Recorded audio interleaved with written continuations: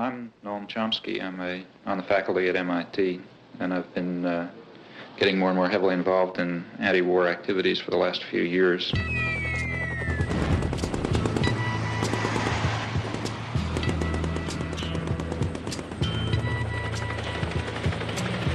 Something happening here. Beginning with writing articles and making speeches and speaking to congressmen and that sort of thing, and gradually getting involved more and more directly in resistance activities of various sorts.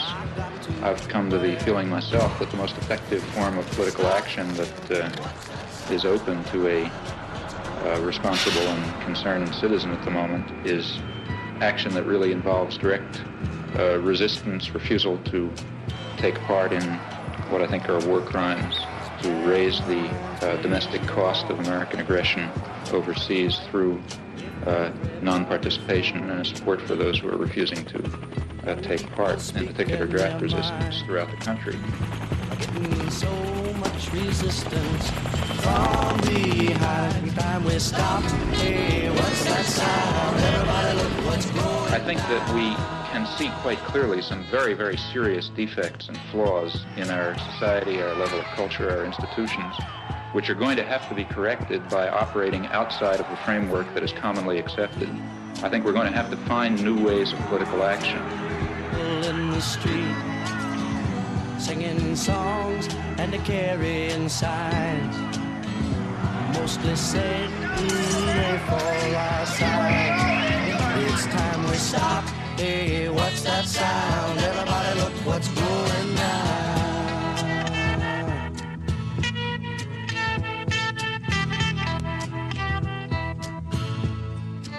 I rejoice in your disposition to argue the Vietnam question, especially when I recognize what an act of self-control this must involve. It does. Sure. It really does. I mean, I think that And this is the kind of issue You're doing very well. You know, sometimes I lose my temper. Maybe not tonight. Maybe not tonight. Because if you would, I'd smash you in the goddamn face. You say in your book... Good reason for not losing my temper. You say the war is simply an obscenity, a depraved act by weak and miserable men. Including all of us. Including myself. Well, including that's the next sentence. Same sentence. Sure, because you count everybody in the company of the guilty. I think that's true in this case. Yeah, but see, one of the points I was This is a sense of theological observation, isn't it? No, I don't think so. Because as somebody points out, if everybody's guilty of everything, then nobody's guilty of anything. No, I don't. Well, no, I don't. I don't believe that. See, I think the point that I'm trying to make, and I think ought to be made, is that the real, at least to me, I say this elsewhere in the book, what seems to me a very, in a sense, terrifying aspect of our society and other societies is the equanimity and the detachment with which sane, reasonable, sensible people can observe such events. I think that's more terrifying than the occasional Hitler or LeMay or other that crops up. These people would not be able to operate were it not for this apathy and equanimity. And therefore I think that it's, in some sense, the sane and reasonable and tolerant people who share a very serious burden of guilt that they very easily throw on the shoulders of others who seem more extreme and more violent. Mr. Chomsky, we're talking there about American terror, and I think you make a very accurate observation that we are responsible for what we do, but hardly responsible for what other people do, except insofar as we are in a position to influence them. That's right. For instance, if there is a mass starvation in Biafra, even though we did not cause it, there is a sense in which we are responsible if we don't do something to attempt to alleviate it. Right. Now, by the same token, if we are prepared to agree that it is not always easy to taxonomize military action into that which is terroristic and that which is purely a military operation, we are left with doubts, for instance, about the bombing of Germany in 1942, 43, 44. You might contend that this was terroristic and unnecessary, and you might be right, although you're not a military expert, neither am I. But I think there's a point to that. Yeah, but I do judge that even if we all agree that what we did in Dresden was inexcusable, as a moral question, it's got to be understood in context of what was it that brought us to Dresden in the first instance. Absolutely. And what brought us to South Vietnam in the first instance, in my judgment, was clearly an uninterested, or I should say disinterested, concern for the stability and possibilities of a region of the world. What period do you feel that we had this disinterested relationship to Vietnam? Right now. No, at what period did we have it? Did it begin? Let's say 1951, for example, when the State Department bulletin points out that we must help the French reconquer their former colony, and we must eradicate all Vietnamese resistance down to its last roots in order to reestablish the French in power. Was that disinterested? To increase my vulnerability, I wish we had helped the French. We did. We supported not them. Sufficiently. Well, but there's no point in helping somebody insufficiently. It was hardly disinterested when we attempted, as you know, with tremendous support, in fact, to reinstate French imperialism in South Vietnam. Now, it was disinterested in this sense, and I think this is an important distinction which you do touch on in your book.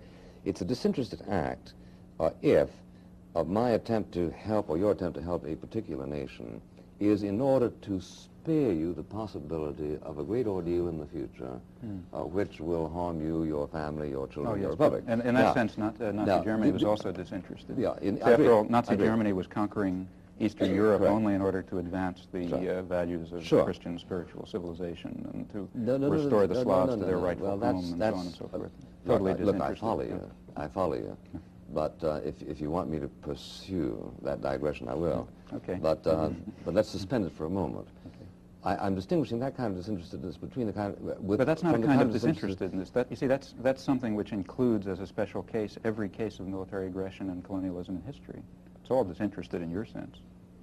Well, all right, let me simply rest my case by saying that there is an observable distinction by intelligent men between a country that reaches out and interferes with the affairs of another country because it has reason to believe that a failure to do so will result in universal misery, and that country which reaches out and interferes with another country because it wants to establish Coca-Cola plants there and chase national banks and whatever and exploit it. Now, that is an observable It's a conceptual well, let's distinguish between a conceptual distinction and a factual I'm prepared to distinction. do that. All right, it is a conceptual distinction, but in actual fact, the history of colonialism shows that these two motivations can coincide.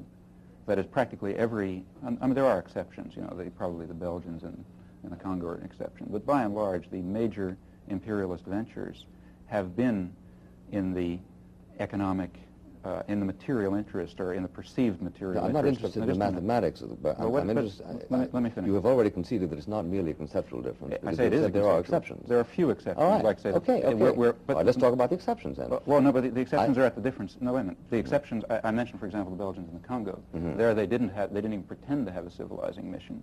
There, it was pure material self-interest. These are the exceptions. There are, as far as I know, no exceptions on the other side. There are. I mean, maybe I've left out a case of history, but as I see the history of colonialism, the great mass of cases are cases where a powerful country was working in its perceived material self-interest and was covering what it was doing to itself and to the world with very pleasant phrases about preserving Christian values or helping the poor benighted natives or one thing or another. Now, there are a few exceptions where there was pure predatory imperialism. No, not even any pretense of doing anything, but these are quite rare. And we're in the mainstream of imperialism. Pure predatory imperialism? Sure, the history of the Roman Empire. Well, let's take one. I mean, since the Industrial Revolution. Since the Industrial Revolution. Well, you know, if you say that people have refined the art of apologetics, I don't deny it. But it is also true, and I think manifestly true, that there have been interferences with the affairs of other nations whose purposes were, in my judgment, manifestly benign.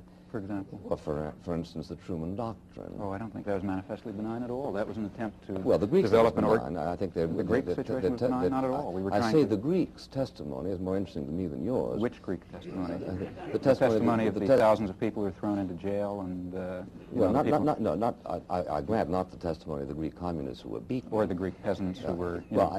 there again, is it a conceptual difference that between the person who desires a life under some kind of freedom and one who desires life under some kind of under communism? No, because there's no such opposition in Greece. There was a distinction between a very repressive regime which we instituted in 1946 and another regime, I don't know what it would have been, that would have grown out of a victory of the so-called communists. Now, if you see, what we did was had nothing to do with freedom. What we instituted was this is absolute historical romancing. I don't believe because the number of people who were slaughtered in Greece, first by the communist insurgency, then by the Nazis, then again by the communists, add up to an enormous communist insurgency before the Nazis? Which one? Not insurgency, conquest. Communist conquest before the Nazis in Greece? Communist insurgency. Prior to the Nazis in Greece? Yes, the civil war of the early 40s. My point is that the Greeks... your history is quite confused. No, that's not there. bad at all. No, it isn't there was no communist insurgency prior to the Nazis. There were communist resistance bands that fought against the Nazis. This is a matter of nomenclature. The point is that the 40-year-old or the 45-year-old Greek has fought 3 times in certain ventures, in one of which they acknowledged that we bailed Who is they? out. Who is they? The rulers of Greece acknowledge that. No, also the people. I'm quite unaware of that. I'm quite unaware that the people of Greece have spoken on this issue. Even Papandreou, you like him, I assume, because he hates us. No, not at all. Not at all. George Papandreou was one of the people who I'm talking about Andrea, which makes it even... Is Andreas Papandreou They're both on record as being grateful to President Truman for his intervention in that part of the world in 1947. In that case, I disagree with him on that issue. I mean, I really do. I think we had no right to intervene in Greece in 1947. No, now we're talking about rights, and I don't think that in any... which gets us away from the discussion. All right, let's talk about whether we did it whether or not there is such a thing as relatively disinterested international interference. And it seems to me... Well,